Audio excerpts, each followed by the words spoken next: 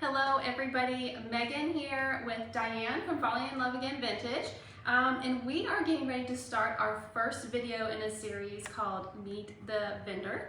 And that's where each month we are going to have one vendor come to our shop, which is where we're at right now, or I go to them and we're going to do a live video kind of explaining and getting to know them a little better and explaining what they do. So we will wait just a second to see if we can get a few more people on, and then I know most people will just watch the video later on playback. But it looks like we have one viewer there, and I'm going to try to watch for if there's any questions. Guys, feel free to ask questions along the way, and if we don't answer them during the video, there's Brent. Hey Brent. Hey Brent, let us know if you can hear us okay. I also did buy little microphones, but since we're going to be like doing things, I thought maybe we'll skip that.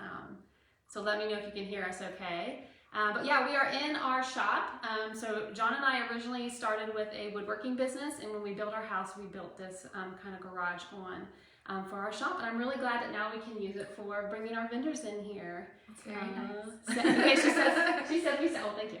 Well, it's a mess. If you look behind the camera, everything back there is a mess. So Brent said everything sounds great, so good deal. All right, so we're gonna go ahead and get started. Diane brought a desk with her today, and actually I can show you a picture of what it originally looked like. She sent it to me and I have it on my iPad here. In my photos. I bought it from an auction. Can you see? Oh, there's a light there. So it's a pretty little green desk, and then she is the queen of refinishing furniture. I don't know about the queen because Megan has another vendor that is AC's Refinish. AC's refinishing, and his stuff is amazing. Yeah. But I love looking at his stuff. Yeah.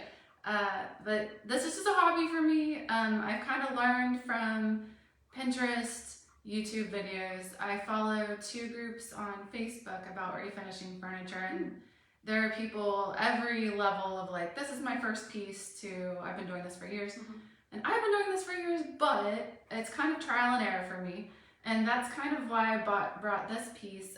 It was my original plan to bring it. I bought it from an auction. The pictures weren't great, which is what happens sometimes with online auctions. I got it home, and what I'm like famous for, I'm like, oh great, it's got veneer all over it that I couldn't tell from the picture. So that's usually how it goes. Yeah, and so I had to strip the top. Like there wasn't a choice to just leave it the pretty cute green it was. The top had to come off because all the veneer was peeling up. So this is just the wood that was under the veneer.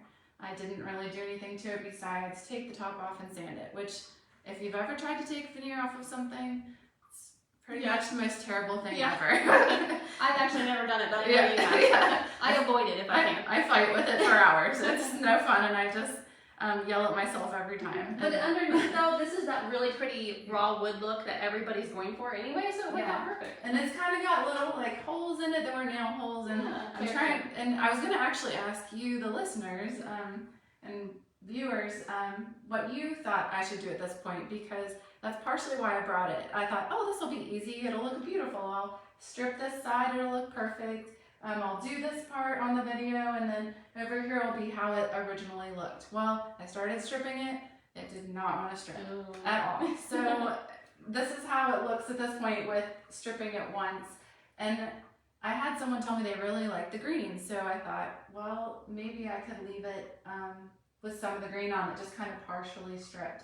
So I was going to see what you guys thought. If you like it kind of with the farmhouse look, partially stripped, or you know, with some pieces like this, if the wood is a little damaged, I end up having to just paint the whole thing. Right. And there's always this debate online on these sites, like, this is old furniture, it's valuable, don't paint that. You know, a lot of people are all natural wood. Yeah. But I say, if you find it at a thrift store, if you find it at a yard sale, you know, someone was potentially just gonna pitch it in the trash. Right. So if it's not gonna go to landfill and you're gonna keep it in your home, do what you want. Do what you want. Yeah. So, I love the look of like a little bit of the green. I think that's really pretty. But what I'll do is at the end, she's going to show us how she styled vintage things, and I'll bring the camera closer so you guys can see, and just comment and let us know what you think she should do going forward. Yeah, so here's the original green, and then here's the partial stripping, and then I brought the drawer, which I thought, oh, this will be the easiest to do. Yeah. So I'm gonna point the camera down so you can see the drawer that she has down here that you've already put. so I put citrus strip on it. I like this. There's also debates online. Some people will use like oven cleaner. Some people like citrus strip. There's other a little bit more harsh strippers you can use. I've had good luck with this one, but this is kind of older paint, it seems like, and it's been a little harder to take off. So the citrus strip at this point has been on probably about 45 minutes to an hour. And you just put that on liberally. So you can kind of see how all this orange, that is the citrus strip, and the thicker you put it on, the better. Absolutely, yeah. Because I've seen a lot of people post pictures online like, help, like, if it dries, it becomes white and you can't strip it. Right. And so people think, oh, I've got to throw this piece away. That's not true. I've had that happen, like leaving it out in the sun too long, which is a no-no. But I a lot of times work in my driveway. Yeah. And I just reapply the citrus strip and it works. Yep. And sometimes it comes off like butter, and all of my son is watching me and he's like, this is so satisfying. But like sometimes I'm like cursing it the whole time. Yeah. So, you have to have a scraper after the citrus strip's been on long enough, and you'll kind of see it like bubbling and peeling. Here, I'll bring it closer so you can kind of see. And this is not, I mean, you might be able to see where it's kind of bubbled up there. See where it looks rough? That is where the paint has kind of bubbled up. Yeah, and so it should come off, we'll see. Yeah. It's kind of coming off like it did the other day. Yeah, so you can see that dark area, that's the wood underneath. Yeah, it's coming off fairly well. It's just kind of an older paint, and I kind of was looking this up recently about lead paint and how much lead paint I've probably dealt with. For sure. Lead paint, I mean, it's more, breathing it in is the risk. Yes. But I don't know if this would be lead paint or not, but there are kits you can get online if you're concerned about that, to test it. Or like at Lowe's, I'm sure they have them.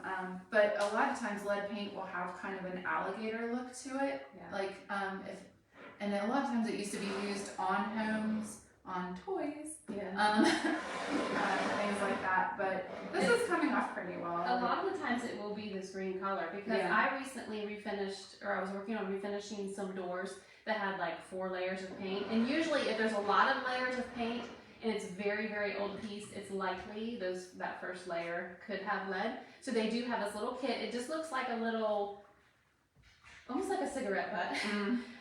And you just put it gives you the instruction. You just put it right on there and it'll immediately indicate whether there's lead or not. And that happened to me with the doors that I was working on. And so I immediately stopped sanding them at that point, and this is the safest way to go. If you're concerned that there could be lead, or if you've tested it and there is lead, then you need to make sure you're not inhaling, which you will not do when you keep it wet, and strip it this way.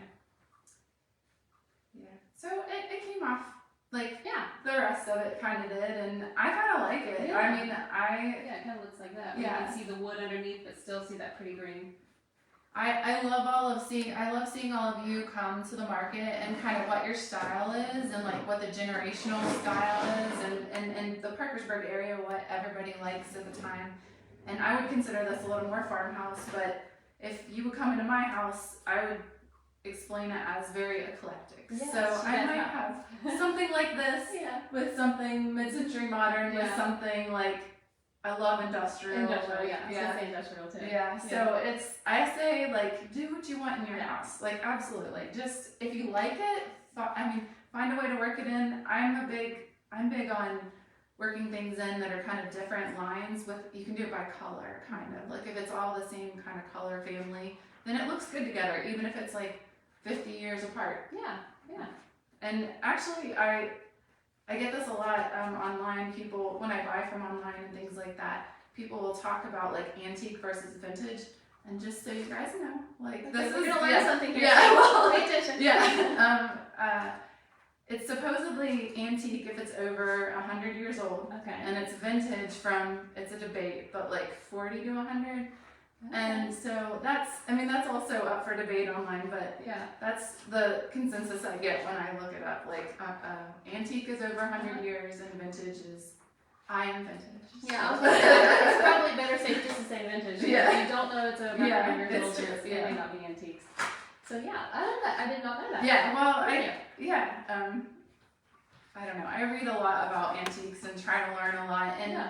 I also learn a lot from like a lot of local people. Mhm. There's a lot of antique stores in town where the owners are very knowledgeable. One of my favorites is Curtis at Sanford. and Sanford. Wyatt. He Yeah. knows everything about Yeah, everything. and he actually just moved. So Yeah. he was located on, is that Murdoch right there? Yeah.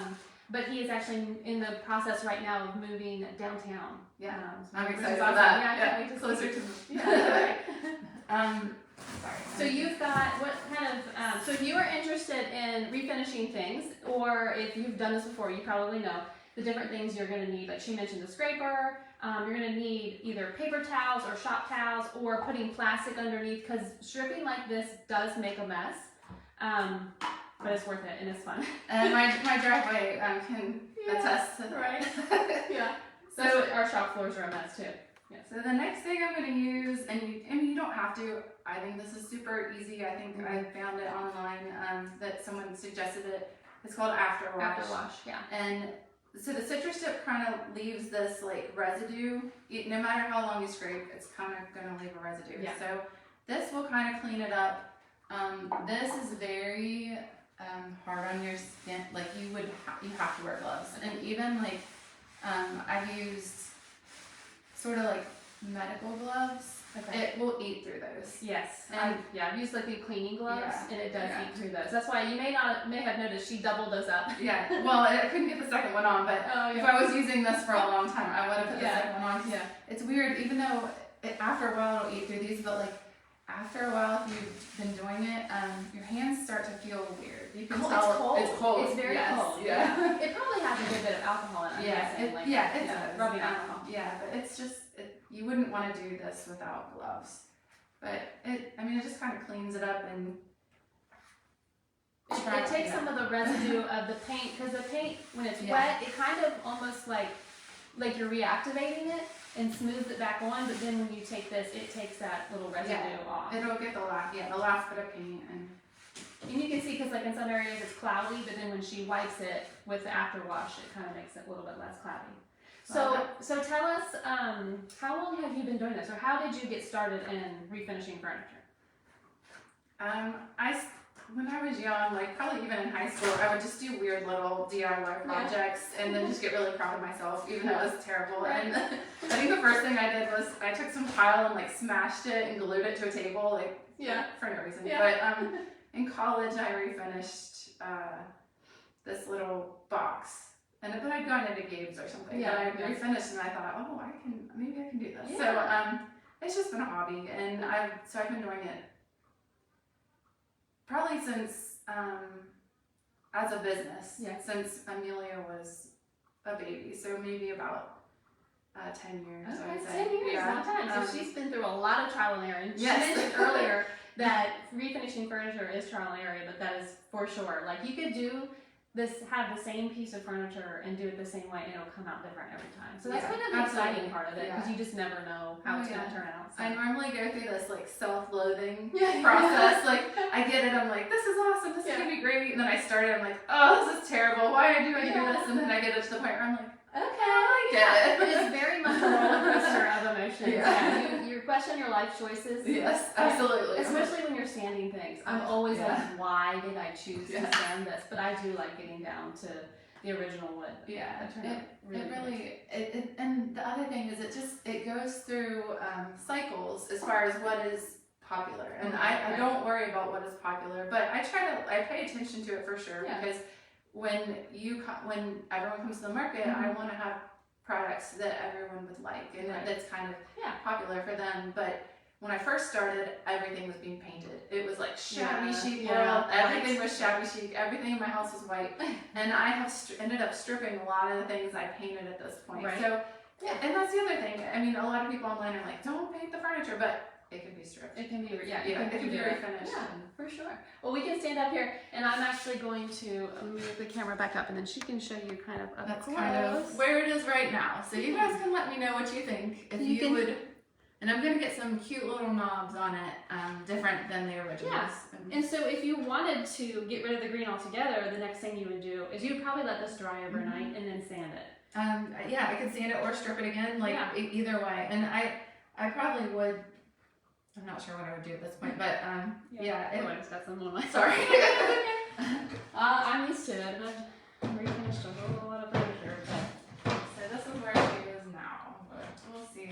We'll see when you come to the market in the fall how she looks then. Oh, so you're gonna have this piece at the market? Yeah, Ooh, awesome. So if you like this. Yeah, so that's kind of why I'm asking you guys to see if you like it the way it is, or if you, I don't know. So Brent said oven cleaner has never worked on paint for her. Now I did try oven cleaner once.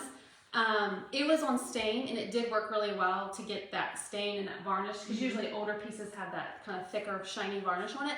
And it did work well on that, but I haven't tried it on paint. Have you used the oven cleaner? I've tried oven cleaner. It doesn't work for me either, except I have used it to make a piece like lighter. Lighter, okay. Yeah, To so make I it use wood it, lighter yeah. then, like more of that raw. Yes, kind to make it more raw, to make it look older. I did use it on a mirror that I sold maybe a year ago at one of the markets. Okay. And everybody loved the mirror, and I was like, oh, cool, Yeah. like that was oven cleaner. So that clean strip that she used, or the After wash, wash, they yeah. also have that same brand, Clean Strip, sells a stripper, which is much more, it works faster, because sometimes with citrus strip, you have to use a couple coats, or you have to do it a couple times sometimes. Yeah, absolutely. But the other stripper is much more potent as far as smell, and you definitely want to be doing that outside. Where the Clean Strip we're able to do in here because it's not as strong smelling, it's a lot safer. Yeah, the citrus strip is definitely more mild. Yeah, and that's why a lot of people online are like, no, it doesn't work for me, but it does. Yeah, I like it. And even if you're trying to let it sit overnight, what I recommend is put it on thick, like how she had it on that drawer.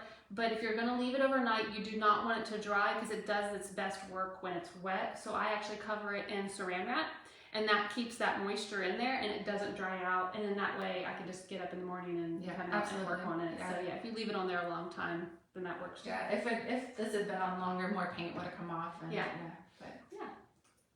And then how did you, I don't remember if you said or not, how did you actually apply that citrus strip on there? I just used an old paintbrush. Some people use like foam, foam brushes. But I just use old paintbrush. If you just want to have something you just throw away, you can get those foam brushes, because it does eventually eat those up, but it takes a little while with the citrus strip, because it's not quite as strong. But that's definitely my go-to. Yeah, as absolutely. Well. If I have a piece that's super stubborn, then I'll use that other one. But it makes our whole house smell, so I try not to do that in here if I don't have to. Yeah. But and I can grab my camera and get a little bit closer if you want to show them how you style. Okay. This was a little bit thrown together because that is my style. I have a full-time job, so I worked the past 2 days. Turn the camera around there. This is just kind of stuff I grabbed from my own home, and some things I have recently purchased at like auctions, thrift stores. I just find things everywhere. Yeah. I actually have really nice people in my life too that will sometimes say, hey, I really don't want this piece of furniture anymore, and they'll let me refinish it. That's awesome. Yeah. So I was just kind of bringing some things that I love in my own home. These are actually glasses from my house. I use a lot of like old glassware, old china. I mix and match things together. These are 2 of my favorite patterns. And so I just brought them from my house. But old glassware to me is just beautiful. So and it's kind of easier to find those kinds of things anywhere. You can find them at the ReStore, you can find them in antique stores as well. And I love mixing and matching. Like I do have full sets of these, but for like holidays, I'll mix and match like bread plates on china, and they're all kind of different. And I just love old glassware. It's a terrible habit. Unfortunately, I'm a basket weaver. Yeah, I know that about you. And I grew up with my mom having the whole longer burger thing was the whole thing. And I hated all the Longaberger baskets in the house, but now I am a basket lady. I love grabbing baskets because I know a lot of people that love baskets, and they're so useful and they're so beautiful. Exactly, so they're functional. You can throw, you could just make a little vignette at your house, or you can, get a bigger one and throw blankets in it or pillows, or they're just very useful. These are some candlesticks I recently picked up. I love cute books. I buy a lot of books. Adorable.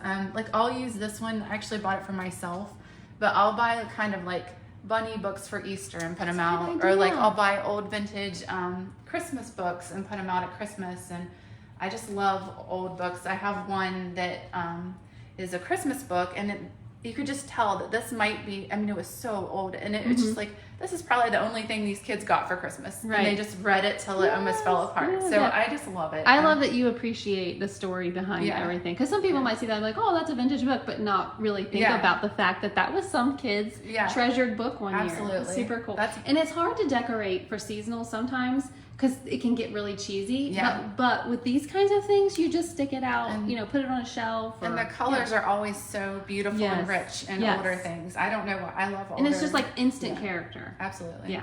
And the other thing is, I one of my best friends is very like modern. Yeah. I have transformed her into a partial vintage lady. Sometimes it's fun, and then you might walk into my house and not think, like, my husband says it's a museum, but all my stuff is not vintage. Like I use vintage things on top of my furniture, or on, so you can have a home that's very modern but use vintage things, and people might not even notice. Right. It's just kind of adds some character. No, I love walking through your house. Everything you have is so pretty. Thanks. Another thing I love is wall pockets. Yes. I have two of these. This was actually from my daughter's room, but I have another one I'm going to bring to the market. Mine in my home, the other one has my great aunt's paintbrush. She was a painter, and I have her old paintbrushes sticking out of it. So wall pockets are cute. It's like a modern day sconce. Yeah, if you think about it, because sconces are coming back too. Yeah, but this is at least functional. Absolutely. And you can put cute little things in it that are treasures to you. Definitely. I always try to find chalkboards for everybody for the market, because everybody loves chalkboards. Yeah, so. You can do anything with this. Absolutely. Again, functional, because you can put little, Happy Easter, or absolutely. Use it for the first day of school. Absolutely. Oh, that's what I use these for. Perfect. I also have a lot of vintage bottles around my house, and I use them to decorate for like Easter. I'll have them all across the table with Easter flowers. This one's so cute. Yeah, I love it. The reason I love the little ones is when my kids were young, they would pick me like these tiny little flowers. And so I had to find, exactly. So I had to find the tiny bottles to put the tiny flowers in, and then I just would leave them across my windowsill. And so I love tiny bottles for flowers. I brought some random little bowls because I use these in my home for jewelry. Or for like by the front door for change, or for keys or something. Absolutely. Or this one is not the best example, but if it didn't have the center part, I have some of these I use for soap dishes in my house. That's a great idea. And you can use them at Easter for like jelly beans or whatever. Like it's just, there's a lot of uses. This is a bank, but I actually brought this because I love globes and maps. Yes, you do. And I actually have a couple globes in my home. One I use at Christmas time. I have an old Santa with a sleigh that I put across, and it falls off sometimes, but the sleigh, so it looks like Santa's going around the world. Going around the world. That's kind of cute. Idea. But I love maps and globes, and I loved it when my kids were really little, and I have a map hanging in my living room, like an old school map. And we'd talk about somewhere, we'd say like, Aunt Sarah is going here, and we'd go point at the map, like this is where she is. So it's kind of neat. I always buy old planters, and I like to kill plants. That's a hobby of mine. That's also. My best skill. It's literally top of the list of the skills for me. So I have a sunroom where I have a lot of plants and old planters, but I try to keep them alive. Another thing I like to do is find weird ways to display pictures. I like old postcards as art, but I also use this for like family pictures, or I don't know, just Yeah. different things. So that's a ruler. Yeah, this is an old slide. Should we tell them slide about rule. your obsession with rulers as well? No, we shouldn't talk about that. I've had obsession with a lot of things, but yeah, I like old. I find old yardsticks. Yeah, yours. And then I cut them, and at the market you might have seen if you've been in my booth before. I will affix them to the top of tables. So. Yes. And If those you- are our favorite, aren't they? Yeah, Don't actually, people- yeah. there's one wonderful customer that has bought 2 of them. Oh, I love so, that. Yeah, but everyone's always like, I really like that. It's kind of wacky. Yeah. I think it's hard to Well, it's envision in a fun. home, but and I nostalgic like it. because Yeah. people can relate to those yardsticks. And I hate myself a little because the really old yardsticks Mhm. are advertising for old businesses. Yeah. So a lot of them had like 4-digit phone numbers on it. So it's kind of neat. Yeah, I mean, that if is you buy the cool. table and you like Parkersburg, like Right. there's kind of vintage Parkersburg on top of it. Yeah, and history behind Yeah. it. Very cool. The other thing I love is clocks. Yes, this A girl clock loves clocks. problem. Yes. So so I cute. have a lot of clocks hanging on my walls at home. Those are adorable. I also have these clocks are set to the time of my children's birth.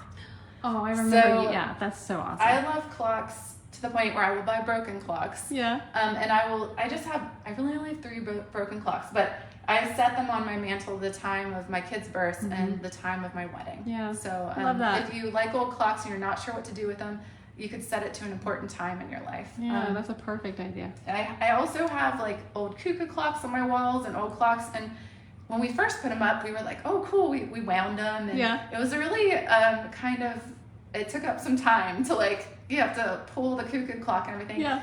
And for a while it worked, and then my house was so noisy. Oh, yeah. So Yeah, they that's kind of true. just hang there now, but Yeah.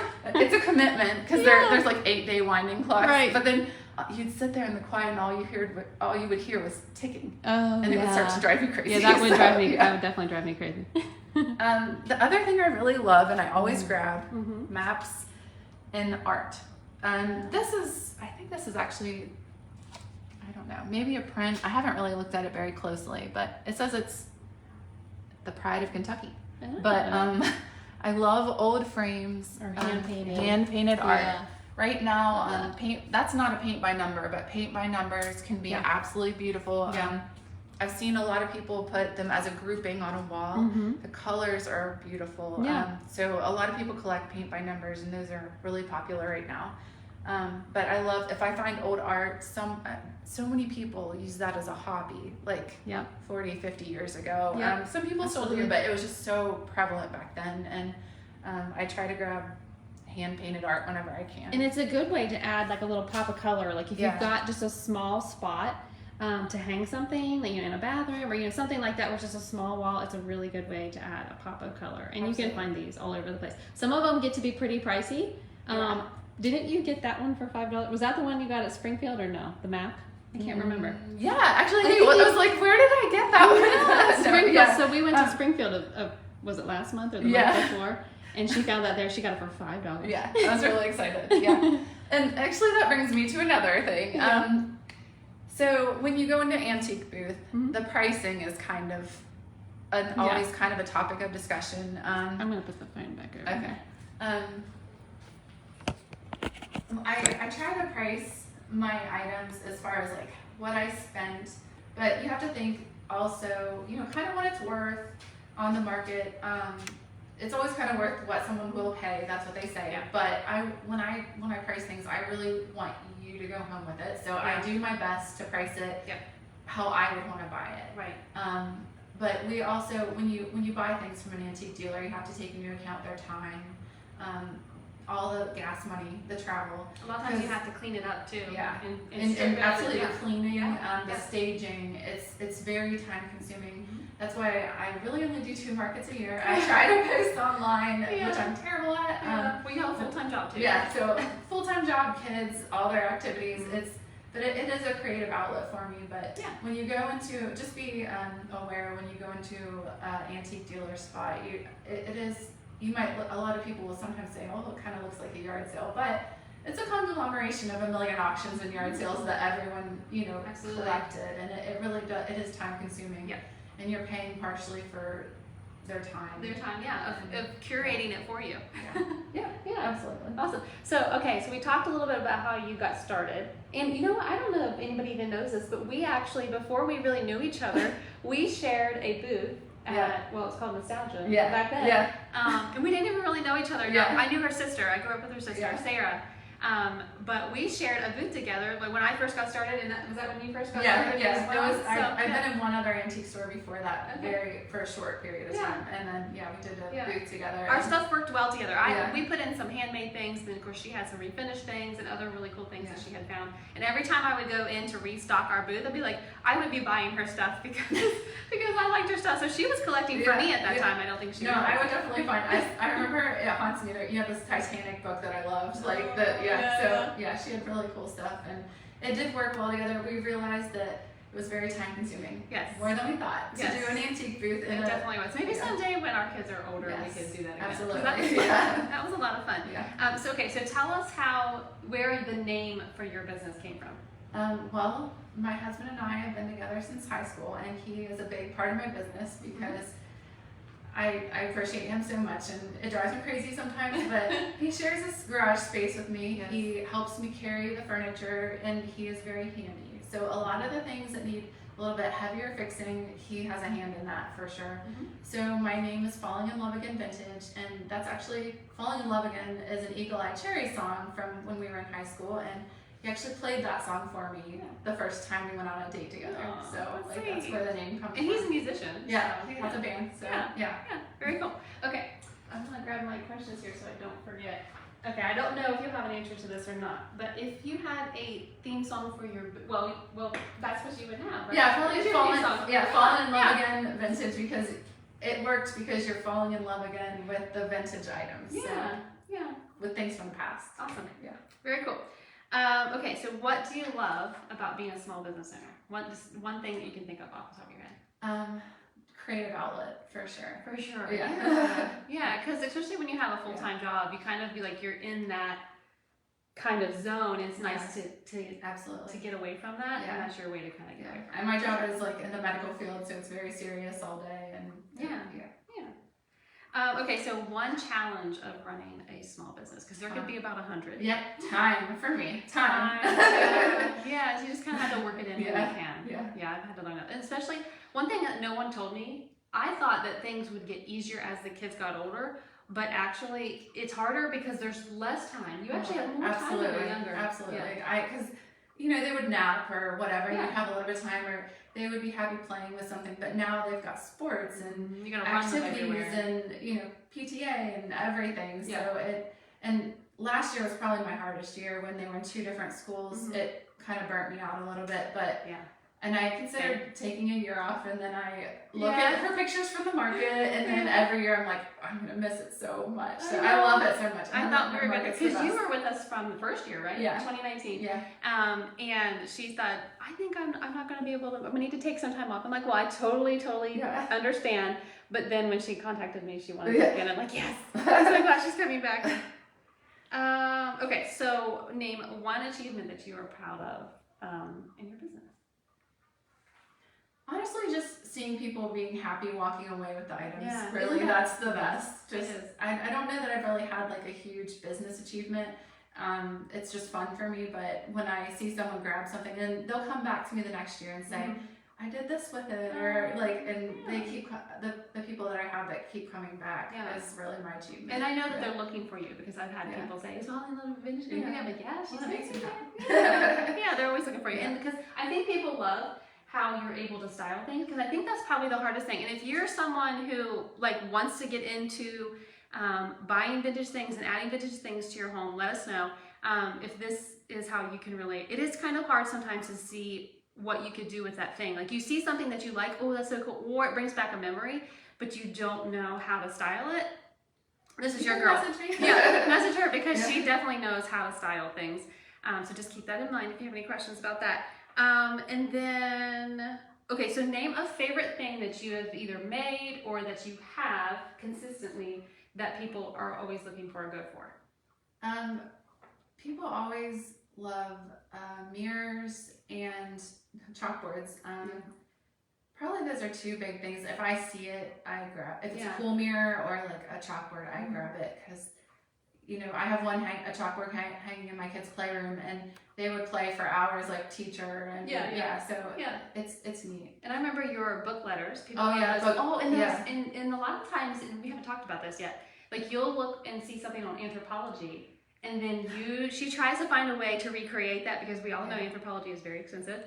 So she tries to find a way to recreate that, and you made those candlesticks. So yeah, that's actually one of my favorite things I've ever made. My weird tchotchke candlesticks. Yeah. They're old, made in Japan, salt and pepper shakers, and I feel a little bad drilling into them, but I make them into candlesticks.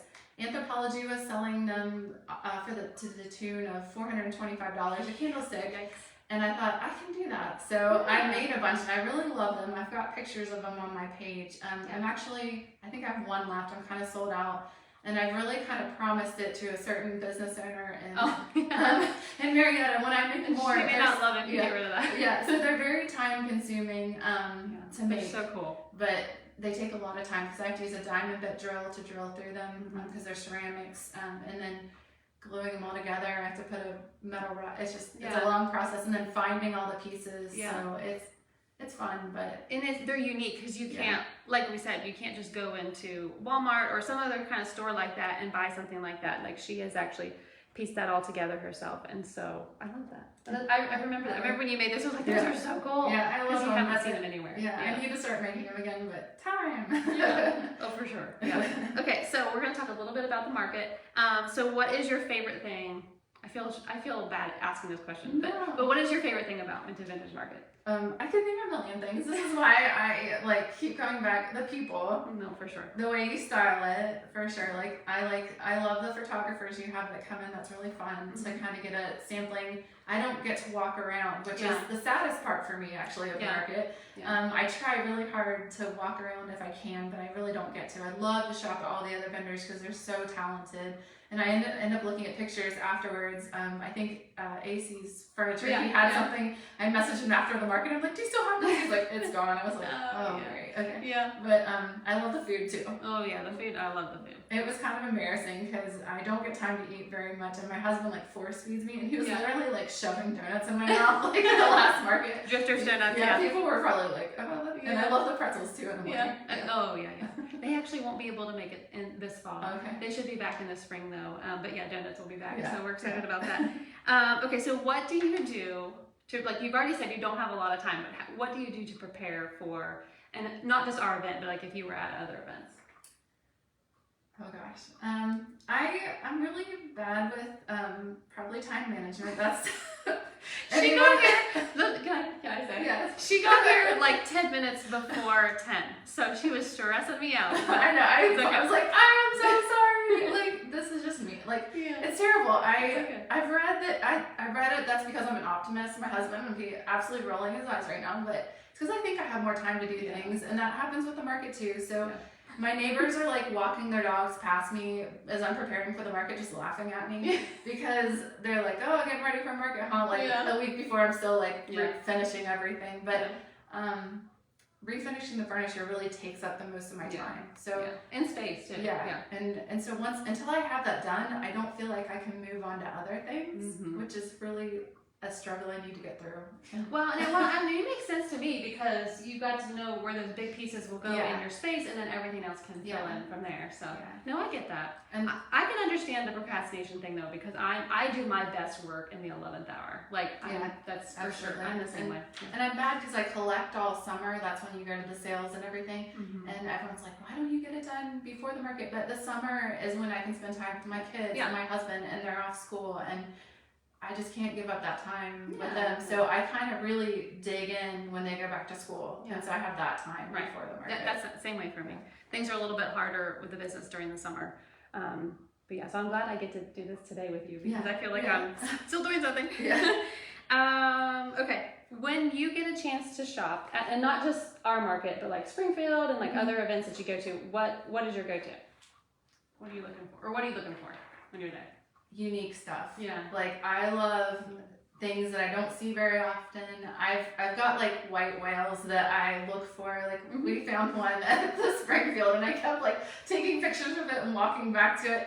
because I've always wanted a haberdashery cabinet, and they're extremely expensive. Yeah. It's a cabinet with glass front drawers, and they're beautiful. They're very expensive. They're hard to find. So, yeah, I thought you were gonna say little drawers. We have Oh, a yeah. joke. We have a joke that we're gonna make shirts someday that say "You had me at little drawers" because we can spot cabinets with little drawers from like a mile away. Yeah, that's my go-to. Yeah, I see things with tiny drawers, and I'm like, oh, tiny drawers. I can fit so many random objects. Yeah, they could be thin, long drawers. Yeah. They could be little square drawers. Whatever. If it's a quantity of drawers. Yes. We do need to make shirts. Yeah, we do. I'm sure. Okay. So I think we've been through a good bit here. So where else, now that you've shown us like how you style things and the kind of things that we can find for you on social media, where can we find you just to see more of this? Falling in Love Again Vintage on Facebook. I'm actually gonna try next week to have a Christmas in July sale. Ooh, that'd be fun. Where I sell all of the Christmas things I've been hoarding over this time. I always want to bring it to the fall market, but it just doesn't feel right. Right. Yeah. So the colors just don't seem right to me. Yeah. So I'm gonna try to do a sale in July, selling Christmas items. But I'm also on Instagram. I'm not as active on there, but I'm not great on social media. Just the time. But if I sell extra things, it would be on Facebook. On your Facebook. Yeah. So she has a Facebook page and it's called Falling in Love Again Vintage. Yeah. So you want to make sure you follow her there because whenever she does post, that should pop up in your feed and then you can see if there's something that you're interested in, or if she wants to show like a preview of what you might have at the market, then she'll do that on the Facebook page as well. And I'll actually, after this is done, this afternoon, I'll go in and link her page. It should be linked in there anyway. And of course we have it linked on our website as well, as one of our vendors. I'm gonna see if did we have any other questions here? Drawers are life, Brent said. She said, can you both just help me decorate the hangar apartment? That would be fun. Yeah, that would be fun. I would love to do that as a second life job, like helping people style. Yeah, curating the items for them. Yeah. So like if someone wanted to do like a vintage nursery, like you could I did totally do that. Yeah, I definitely did that for my kids. They were definitely vintage nurseries. Yeah, very cool. Well, if you want to see more about Dianne, then you can go to her Facebook page. She has some photos on there. You can see the style. You recently shared some pictures of your house. I think there's some mixed in there. Yeah, so you can go check out and see her style and kind of the things that she finds and what you might find at the market as well. So make sure you go check her out. And if you are seeing this video later, make sure somebody said hi. Teresa Blake said hi. So if you're seeing this video later, just let us know. You can comment and say replay or whatever you would like to. But if you have questions, leave them here. And then if I need to defer to Dianne, I'll tag her and then she can help answer questions. But if you have questions about finding, styling vintage, or refinishing furniture, then make sure you comment below or get a hold of Dianne. And we hope you guys have a good day. Thank you for having me. I really appreciate it. No, Thank you so much. It was a lot of fun. This is our first one. We were kind of nervous about it. Yeah. We got it. We got it. All right. You guys have a good day.